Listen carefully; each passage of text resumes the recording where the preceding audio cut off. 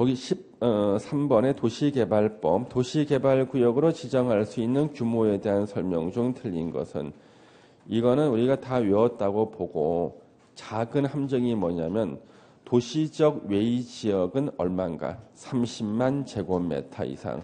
선생님 저 계획관리적 배운 적 없는데요. 책에도 안 나와요. 그러면 안 돼. 도시적 외의지역 30만 제곱미터 이상.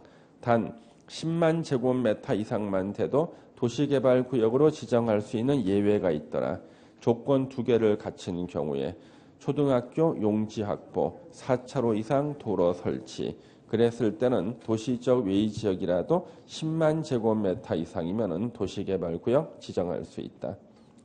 면적 외워야겠죠? 예, 정답 4번이 틀렸죠. 30만. 14번의 도시개발구역 지정 등에 관한 설명 중 틀린 것은, 틀린 것이 이제 2번이 틀려 있는데요. 예. 2번은 제가 몇 번 설명을 드렸고 책에도 써 있을 거예요. 본격적인 시가지 조성 규모는 330만 제곱미터 이상이죠. 100만 평. 이때 우리 도시개발구역에 관한 개발계획을 수립하는 거죠. 실시계획 아니고, 지금 하고 있을 때가 아니야. 책을 찾아보면은 책에 여러분들 실시계획 X라고 써 있어. 책에. 예, 써 있어. 예. 근데 풀 때는 그 눈이 안 띄거든. 그렇죠? 예. 실시계획. 여기 330만 제곱미터가 본격적인 시가지 조성 규모죠. 예. 그래서 실시계획이 아니라 개발계획. 그래서 2번이 틀렸고요. 1번 도시개발구역은 국토부 장관이 지정권자가 되는 경우도 있다. 맞아요. 자, 그러면은 우리가 매년 시험에 나오는 게 도시개발법에 일단 도시개발구역 지정권자라고요. 도시개발구역 지정권자. 이거 매년 나와요. 자, 자기가 지금 비록 도시개발구역 지정권자를 다 외우고 있다 할지라도 50일 후에도 외우고 있다는 보장이 없거든. 그러니까 나올 때마다 공부해야 돼. 계속 나오는 것은요. 원칙 시도지사하고 대도시시장. 대도시시장. 예외 국토부 장관입니다. 국토부 장관. 자, 국토부 장관이 지정권자가 되는 경우가 5가지가 이렇게 있어요. 5가지. 그럼 여기서 시도지사는 몇 명인가? 몇 명? 4명. 자, 국토계획법에서 시도지사는 5명이었잖아요. 이건 1명이 빠져. 세종특별자치시장이 빠진 4명인데 이 4명을 시험 지문에서 계속 물어봤어요. 4명을요. 이걸 풀어 쓰는 거야. 다음 중 도시개발구역의 지정권자가 아닌 자는 특별자치도지사 또는 도지사, 특별시장, 대도시시장. 이리고 시험 지문에 틀린 것으로 시장, 군수 이렇게 내는 거예요.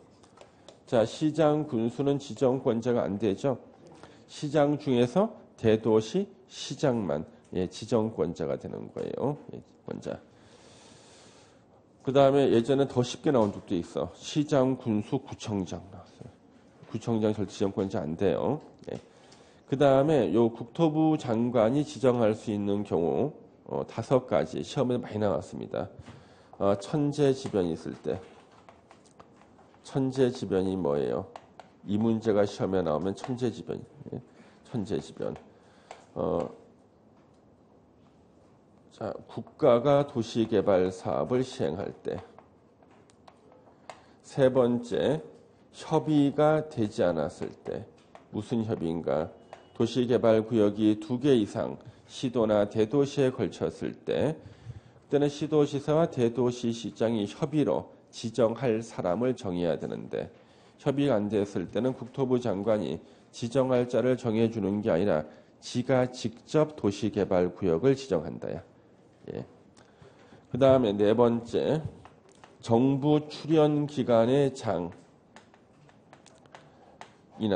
공공기관의 장이 지정을 제안했을 때, 지정 제안했을 때, 이렇게요. 5번째, 중앙행정기관의 장의 요청이 있을 때, 요청시 5개죠. 5개. 자, 그러면 이랬을 때는 국토부 장관이 도시개발구역을 지정할 수 있는데 시험에서는 지방공사의 장이 나와. 틀리게요. 지방공사의 장이 지정을 제안할 때, 지방공사의 장이 요청할 때 X. 그 다음에 시장 군수도 나와. 시장 군수가 요청했을 때 이런 말 없어. 예, 틀린 지문 이렇게 나온다 그렇게요. 나올 때마다 공부합니다. 나올 때마다. 그럼 여러분들도 저거 예전에 매일 설명했는데 또 설명하나 그러지 말고 그런 것들이 시험에 나오는 거예요. 그래서 시험에 자주 나오는 순으로 공부하고요. 그러면 저는 이걸 가르치면서 내가 더 지겨워. 예. 벌써 몇 년이야. 지겨워 죽겠어. 예. 그래도 어쩔 수가 없어요. 왜? 출제 1순위. 기본을 틀리기 때문에 우리가 시험을 오래 공부하게 되는 거예요. 예. 기본만 맞추시면 합니다. 기본. 예. 자, 1번. 그래서 도시개발구역은 국토부 장관이 지정권자가 되는 경우도 있고 2번이 틀려서 정답이고 3번. 자, 민간 시행자는요. 도시개발구역 지정을 제한할 수가 있다. 민간 시행자든 뭐든 다 제한할 수가 있는데 그럼 우리 도시개발구역 지정 제한을 못하는 사람이 있어요. 국가, 지자체, 조합. 그래서 국가나 지자체나 조합은 도시개발구역 지정을 해달라고 제안을 할 수 없다. 그러면 조합은 민간 시행자인데 제한 못하니까 이 지문에서 조합을 제외한 민간 시행자가 도시개발구역 지정을 제한할 때 이때는요 그냥 제한하는 게 아니라 토지 면적 3분의 2 이상 토지 소유자의 동의를 받아서 제한해야 돼요. 총수 2분의 1은 안 나오죠? 3번 맞아요. 4번 도시개발 사업이 필요하다 인정되는 지역이 2개 이상 시도나 대도시에 걸쳤을 때는 협의로 도시개발구역을 지정할 자를 정해야 돼. 한 사람을. 이때 협의가 안 됐을 때는요. 국토부 장관이 지정할 자를 정해주는 게 아니라 자기가 직접 도시개발구역을 지정한답니다.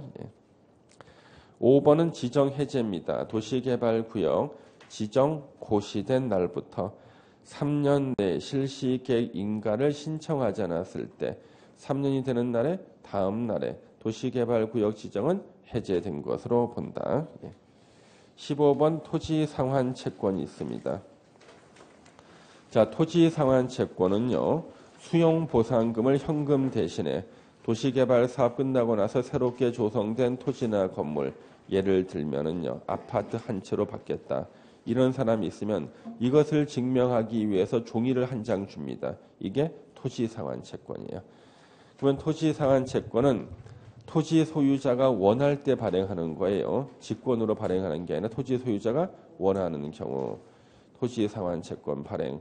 그다음에 토지 대금의 일부를 지급하기 위해서 발행하는 거예요. 전부를 요 채권으로 주면 안 돼. 일부만.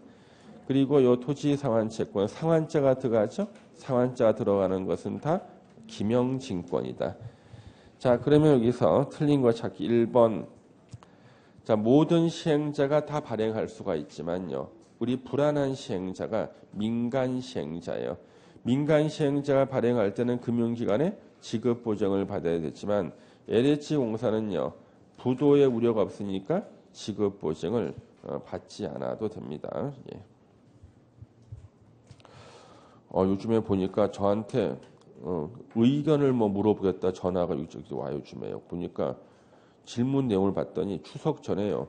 부동산 종합대책이 나오겠더라고. 추석 전에. 예. 지난주에 계속 여기저기 전화가 저한테 와서 의견을 물어보는 거야. 어떻게 하면은 서울의 집값을 떨어뜨릴 수 있을까? 내가 이걸 가르쳐주면 난 손해가 갔거든. 내 지금 계속 오르고 있는데 내가 내 무덤을 파는 거 아닌가 싶지만 그래도 공익을 위해서 설명을 쭉 했습니다. 그래가지고 근데 물어보는 걸 보니까 추석 전에 부동산 종합대책 나오겠더라고요. 보니까 종합대책이 이번에는 아주 파격적으로 나올 것 같은데 보니까 파격적이 나와도 안 되는 것은 안 돼. 근데 보니까 우리 서울에다가 신도시 줄 것 같아요. 서울에다가. 서울에 신도시 들었을 것 같아요. 서울에. 예. 그래서 왜 그런가 봤더니 우리 그 작년에 왜 그 임대 사업자 다 등록시켰잖아요. 그래서 임대 사업자 등록한 게 120만 세대야. 120만 세대. 우리 보통 신도시가요 30만 세대 정도잖아. 신도시 4개를 없애버렸어. 8년간 못 파니까. 그러니까 시중에 나올 수 있는 매물로 나올 게 120만 채가 없어진 거야. 그 얘기는 신도시를 갖다 한 30만 세대 신도시를 4개를 없앤 거라고. 신도시를 더 지어야지 집값이 떨어질 텐데 오히려 4개를 없애서 120만 세대를 갖다 8년간 없애버렸잖아. 예. 그래서 신도시를 또 새로 만들 것처럼 보입니다. 예. 그럼 이제 8년 후에 다시 묶였던 게 이제 풀려서 나면 어떡하지? 예. 예. 그때가 또 생각해야지 뭐. 그래가지고 보니까 추석 전에 아마 그 발표할 것 같더라고요. 서울에도 이제 신도시 만들겠다. 그럼 선생님 어디에 만들겠습니까? 여러분들이 그동안 공부한 게 있잖아. 서울시 지도를 놓고 한번 펴봐. 정상적인 사람이라면은 예, 다 보여. 서울에 있는 서울 강남에 있는 그린벨트 같은 데 이렇게 보세요. 그러면 정상적인 사람이라면 어디에 만들겠구나 이렇게 보인다고. 이렇게 정상적인 사람이면. 선생님 저는 정상이 아니에요. 예. 그래 봤자 뭐 이미 120만 채가 없어졌는데 뭐 8년간은 묶여 있는데 약간 나아지겠죠. 그래서 아마 서울에는 아마 2021년 그 아파트가 완공되는 게 2021년도예요. 그러면 그 아파트 옆에 있고 비슷한 가격대만 좀 떨어지겠지. LH공사가 짓는 아파트니까. 여러분 LH공사가 짓는 아파트에 살고 싶어요? 레미안에 살고 싶어요? 레미안. 그래가지고 가격적으로 큰 메리트가 있어야지 같이 집이 떨어지고 비타면은 누가 일로 가겠어, 그렇죠? 일로 가겠지. 예전에 보니까 LH가 지은 아파트가 이 자재가 좀 싼 거 쓰는 것 같아요. 자재가 싼 것 같아요. 예. 자, 하여튼 그래서 우리는 일단 뭐 부동산 경기가 좋든 나쁘든 일단 붙어야 돼, 그렇죠? 일단 자격증 따는데 전념을 하고 딴 데 신경 쓰지 마시고요. 따고 난 다음에 이제 충분해요. 그때도 부동산은 남아 있어요, 여러분요. 예전에 어떤 분들 막 그러는 거예요. 선생님, 자격증 따도 뭐 이 부동산 경기 안 주면 어떡하죠? 따고 난 다음에 걱정해. 그다음에 꼭 그런다니까. 따고 난 다음에 걱정해. 따고 난 다음에. 예. 자, 그래서 여기 1번 한국토지주택공사 보니까 이제 또 바빠지겠습니다. 지급 보증 필요 없죠? 틀렸고. 그래서 1번이 바로 정답이다. 2번 발행 규모는요. 2분의 1을 초과하면 안 되고 3분의 1 이내에서 공급해야 되는 게 있었죠. 원형지 공급 3분의 1. 우리가 힘든 게 몇 분의 몇이 제일 힘들어 공부할 때. 토지 상환 채권은 양도성이 있고요. 질권의 목적이 된다. 질권의 목적. 4번 토지 상환 채권을 이전하는 경우 취득자는 그 성명과 주소를 토지 상환 채권 원부에 기재하여 줄 것을 요청해야 되고 취득자의 성명과 주소가 토지 상환 채권에 기재되지 아니하면 취득자는 발행자 기타 제3자에게 대항하지 못합니다. 그 다음에 5번 지문을 보시면은요. 자, 지정권자의 승인을 받아야 돼요. 지정권자 승인. 우리 채권이나 사채 중에서요. 승인을 받아서 발행하는 것이 3가지가 있어요. 지금 방금 나온 토지 상환 채권 있죠. 방금 나온 토지 상환 채권은 누구의 승인을 받는가? 요거는 지정권자, 도시개발구역을 지정한 지정권자 승인을 받잖아요. 근데 우리 뒤에 도시개발채권이라고 있거든요. 도시개발채권은 누구의 승인을 받죠? 행정안전부 장관의 승인을 받아요. 그 다음 주택법에 주택상환사채라고 있어요. 자, 주택상환사채는요. 누구의 승인을 받는가? 국토부 장관이죠. 그리고 우리 상환자가 나오는 것은 다 기명증권이야. 그래서 기명증권 2개, 토지상환채권하고 주택상환사채 2개가 있어요. 기명증권. 자, 그래서 이제 그거 이제 보셨죠? 정답은 1번이고요. 자, 16번 수용 사용 방식으로 시행할 때 틀린 거 찾기. 자, 4번은 우리가 많이 보던 거예요. 자, 공시법상 사업인정 고시가 있는 것으로 본다. 세부 목록 고시죠.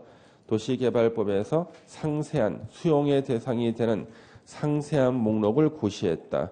그러면 공시법상 공익사업으로 인정받는 사업인정 고시가 있는 것으로 본다. 우리가 사업인정 고시가 있을 때 사업시행자가 수용권을 취득하거든요. 근데 도시개발법에서는 사업인정 고시 대신에 세부 목록 고시만 있으면 사업인정 고시가 있는 것으로 봐서 수용권을 취득하게 됩니다. 근데 주로 4번 지문을 틀린 지문을 쓰는 이유가 어디선가 실시계획 고시가 있으면은 사업인정 고시가 있는 것으로 봐서 수용권을 취득하는 경우 있었다. 국토계획법의 도시군 계획 시설 사업할 때요.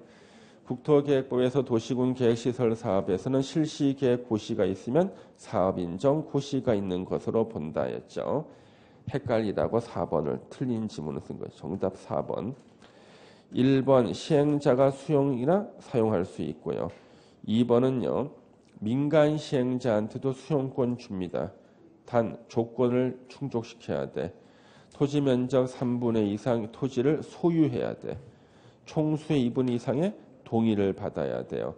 그러면 아직 확보하지 못한 면적이 3분의 1인데 그 3분의 1에 대해서는 수용권을 행사할 수 있다.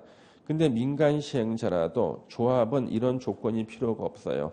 조합은 토지 소유자 전원이 조합원이 되기 때문에 토지를 다 가지고 있어요.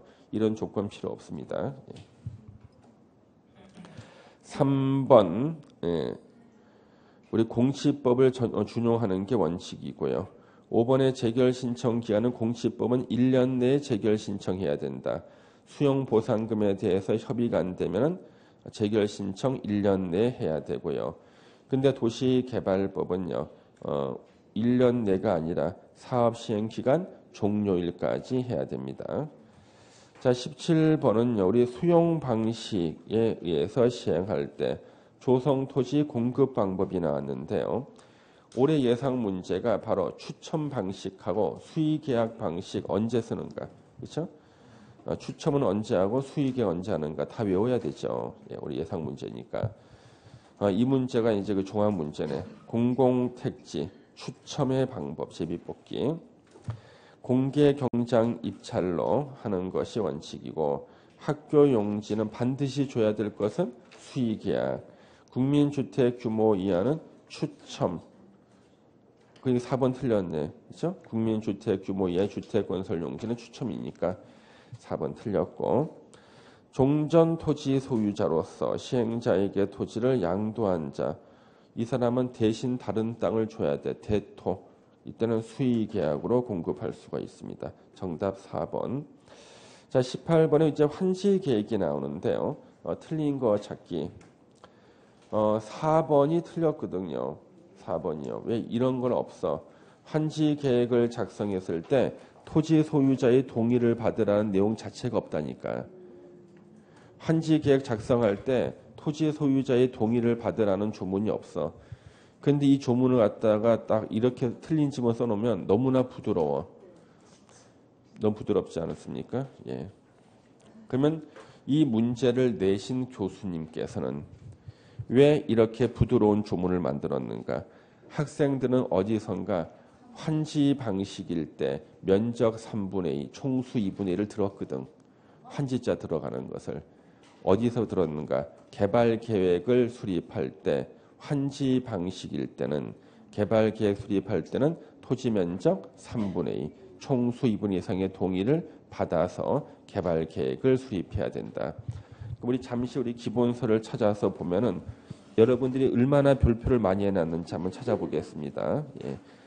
기본서 찾아서 한번 또 충격을 받고 또 깊이 반성하고. 자, 249페이지입니다. 기본서. 249페이지 그 밑에 보면 가로 2번에 토지 소유자의 동의라고 나오죠. 빨간색, 이게 분홍색인가? 분홍색으로 쳐놓고 빨간 볼펜으로 별표까지 해놨습니다. 그렇죠? 예, 맞습니다. 예, 대단해요. 예. 자, 그러면 보세요. 환지 방식으로 도시개발 사업할 때, 자, 환지 방식 도시개발 사업할 때 개발 계획 수립할 때는요, 동의를 받으라는 거예요. 왜? 개발 계획이 특정한 토지 소유자한테만 유리하고 다른 사람한테 불리할 수 있잖아요. 그래서 환지 방식으로 도시개발 사업할 때 개발 계획 수립할 때는 토지 면적 3분의 2 이상, 토지 소유자 총수 2분의 1 이상의 동의를 받아서 개발 계획을 수립해야 된다. 다음 페이지 넘기면은 또 시험 나오는 게 하나가 더 있죠. 사업 시행자가 국가나 지자체일 때는 동의를 받을 필요가 없다. 자, 거기까지 기억해야 되는 거야. 예. 그러면 다시 우리 문제지로 와서요. 보시면은 그래서 그걸 갖다가 학생들이 환지자를 들었거든. 그래서 4번 지문처럼 써놓으면 다 빠져 함정에. 4번 틀린 거야. 이런 거 없어요. 환지 계획 작성할 때는 동의를 받는다는 말이 없어요. 그냥 환지 계획은 시행자가 작성하는 거예요. 자, 1번 보시면은요. 전부나 일부를 환지 방식으로 할 때 환지 계획을 작성하여야 한다. 전부나 일부. 예. 그다음에 2번요. 예. 환지 처분의 예정이고 환지 처분은 환지 계획이 정한 대로 행한다. 그래서 환지 계획이 없는 것을 환지 처분하거나 환지 계획이 위반해서 환지 처분하면 다 무효가 되는 거예요. 예. 무효다. 판례도 있어요. 3번 인가 신청하기 전에 공람 기간 내에 토지 소유자 또는 임차권자 등의 의견서를 제출할 수 있고요.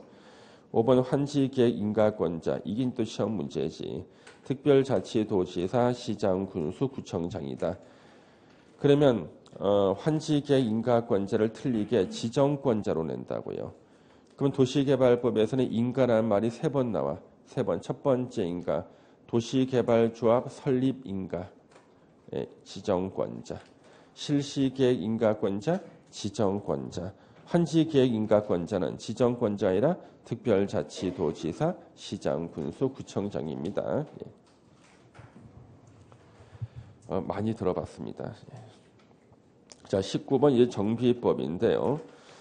자, 정비법도요. 여러분들이 풀어봤던 문제들을 갖다가 지문을 약간 표현 좀 바꾼 것도 있고요.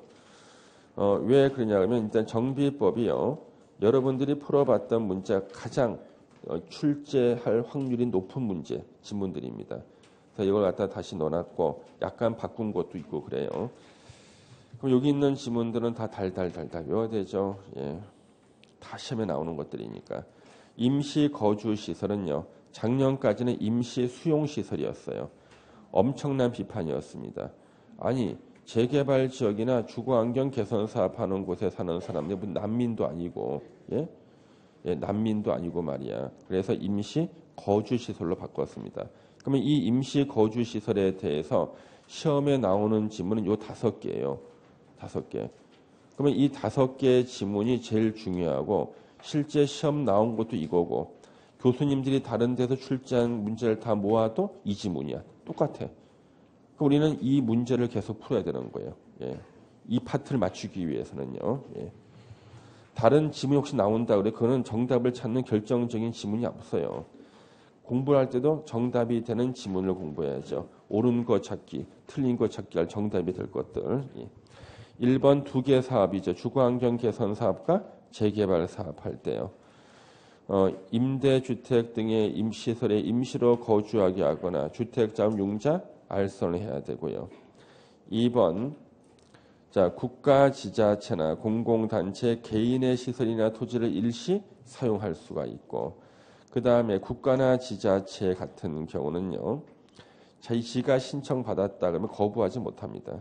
원칙적으로 거절하지 못하는데 예외적으로 거절할 수 있는 사유가 3가지가 있는데 그 중에 한 가지가 제3자와 매매 계약을 체결하는 경우 이때는 거절할 수가 있고요.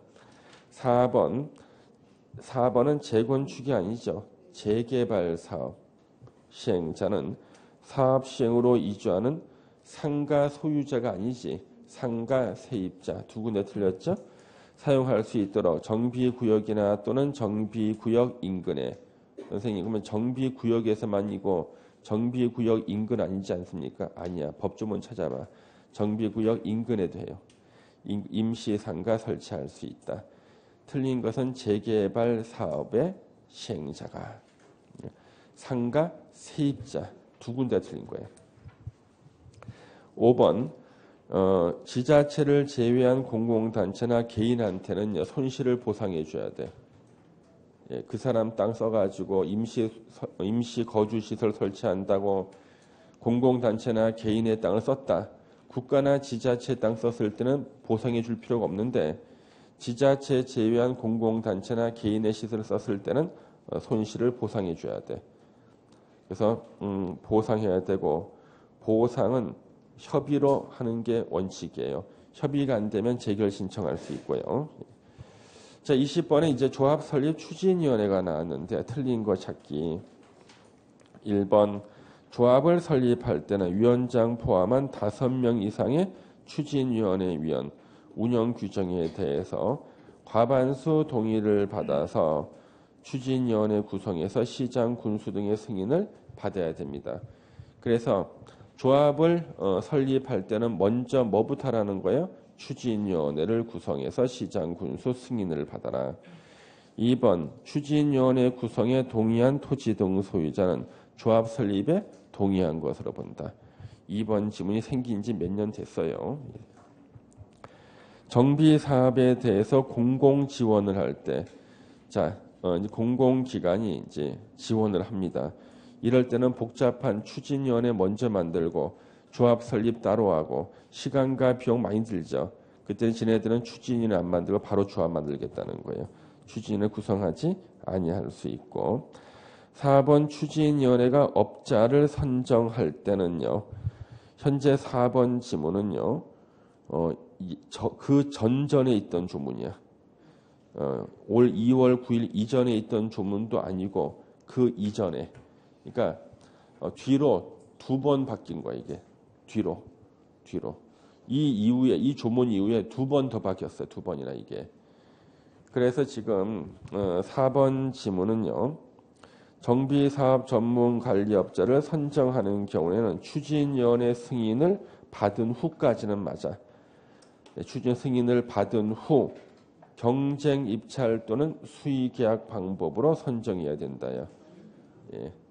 추진위원회 승인을 받은 후 경쟁 입찰 또는 수의 계약 방법으로 선정해야 된다. 수의 계약은 가로하고 수의 계약 뒤에 가로하고 2회 이상 경쟁 입찰이 유찰된 경우로 한정한다. 예. 그래서 지금 현재 지문에 나와 있는 것은 과거 법조문이에요. 과거 조문.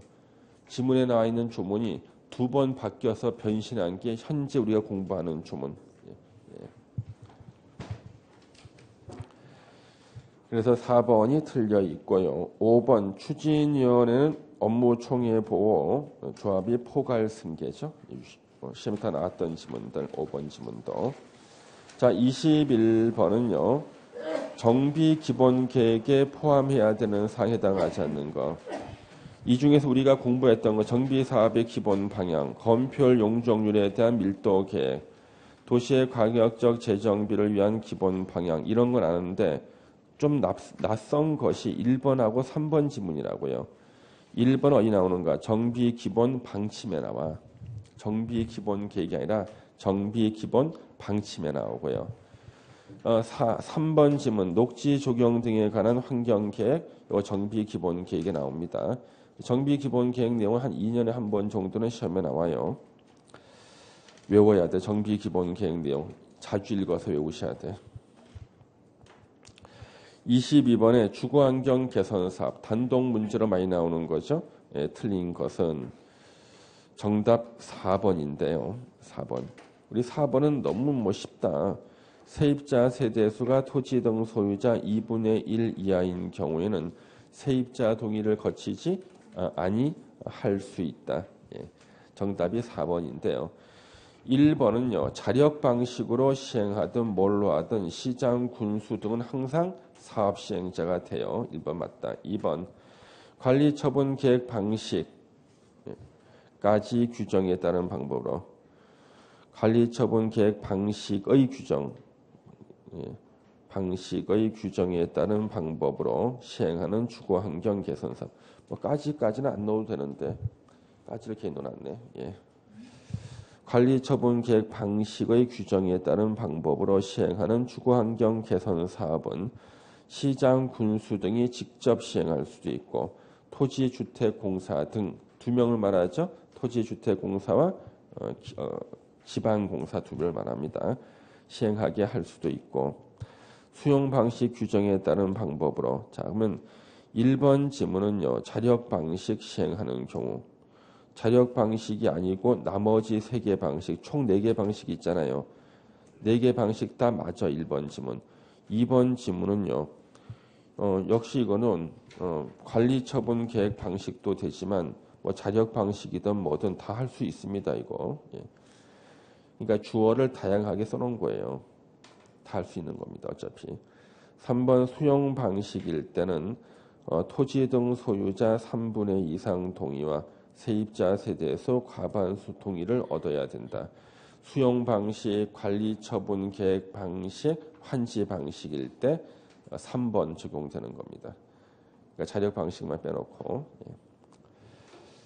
그 다음에 5번 지문 천재지변이 있을 때는 동의 없이도 그렇죠? 아예 동의 없이도 주거환경 개선 사업 시행할 수 있다. 정답 4번입니다. 23번 우리 한번 풀어본 기억이 있습니다. 다른 시험에 나왔던 거. 자, 우리 개발행위 허가 받아야 되는 거. 용도 변경 받아야 돼. 정비구역 안에서. 중목의 벌채 및 식재 받아야 되고 토지 분할 받고 리을번 이동이 용이하지 않은 물건은 3주일 동안 쌓는 거 안 돼. 1개월 이상이니까. 이 문제 풀어본 기억나지 않아요? 예. 그래서 이 3주일 하도 특이해가지고 기억하는 거죠. 뭐든지 특이해야지 기억이 나. 예. 그러면 만약에 시험에서요. 4주일 나오면 어떨까? 4주일도 한 달 아니야. 예. 그래서 1개월 이상 그래야지 4주일도 안 된다고. 선생님 한 달이 4주 아닙니까?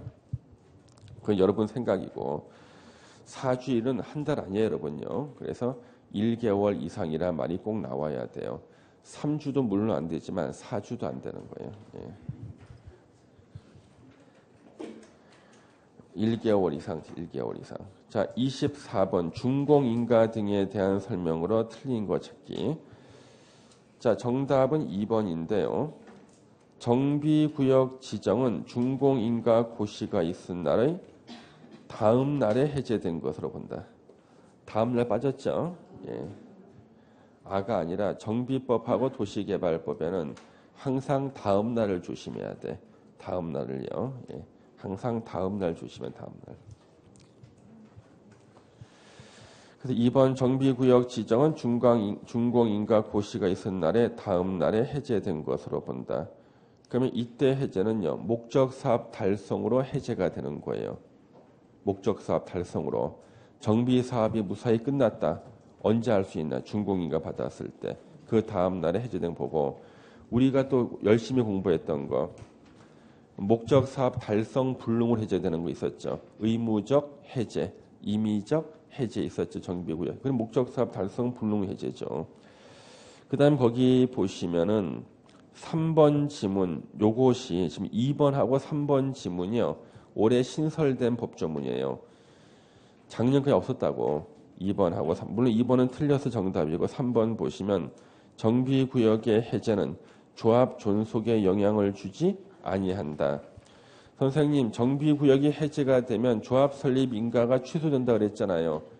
그거는 우리 책 앞에 목적 사업 달성 불능으로 해제가 될 때는 조합 설립 인가가 취소된다고 봐요. 취소되는 거야. 그런데 이거는 목적 사업이 달성이 돼서 해제되는 거잖아요. 이럴 때는 조합 설립 인가가 취소되는 것도 아니고 조합의 존속에 영향을 주는 것이 아니에요. 영향을 주지 않는다. 이제는 정비구역이 해제가 됐다. 그렇게 되면 이제 그 조합은 청산 절차로 들어가요. 그래서 직원들이 이제 다 내보내고 소수 직원들이 이제 조합 청산 절차에 들어갑니다. 청산 사무가 종료했을 때 이제 조합은 법인격을 소멸하게 되죠. 4번 공사 완료에 따른 고시가 있었을 때는 대지 확정 측량하고 토지의 분할 절차, 우리 이것을 분양 설계라 그러죠. 거쳐서 분양받을 자에게 통지해야 됩니다. 정비 사업에 관한 공사가 전부 완료되기 전이라도 완공된 부분은 준공인가를 받아 대지 또는 건축물별로 분양받을 자에게 소유권을 이전할 수가 있습니다. 예. 정답 2번이고, 자 25번은 건축 허가와 관련된 게 나왔습니다. 자 건축 허가 등에 대한 설명으로 옳지 않은 거. 정답 1번이죠. 자 광역시에 연면적 합계 10만 제곱미터 이상을 건설할 때는 원래 광역시장이 허가권자가 되지만 단 공장 제외, 창고 제외, 지방건축위원회 심의를 거친 건축물 제외, 제외라는 것은 광역시장이 아니라 광역시에 있는 구청장이 허가권자가 된다. 초고층 건축물이라도 자 우리 지방건축위원회 심의를 거친 건축물이라도 초고층 건축물은 그래도 광역시장이 허가권자가 돼요. 건축 허가에 대해서는 매년 시험 나오고요. 항상 그 건축 허가에 대한 시험 문제는 1번 지문이 특별시장, 광역시장 21층 이상, 연면적계 10만 이상, 이게 항상 1번 지문이에요. 1번 지문. 2번은요. 종합 문제 만들 때 지문에 계속 나와요. 여러분이 좋아하시는 시설 2개 말씀해 보세요. 위락시설, 숙박시설. 주거환경, 교육환경상 부적합하다 인정할 때는요. 건축위원회 심의를 거쳐 건축 허가를 하지 아니할 수 있다. 3번 건축 허가 받았을 때 의제되는 것들이 워낙 많죠. 자, 그래서 우리가 이제 건축 허가를 받았을 때 건축 허가를 받으면 의제되는 것들이 굉장히 많아요. 이 중에서 시험에 자주 나오는 거 개발행위 허가입니다.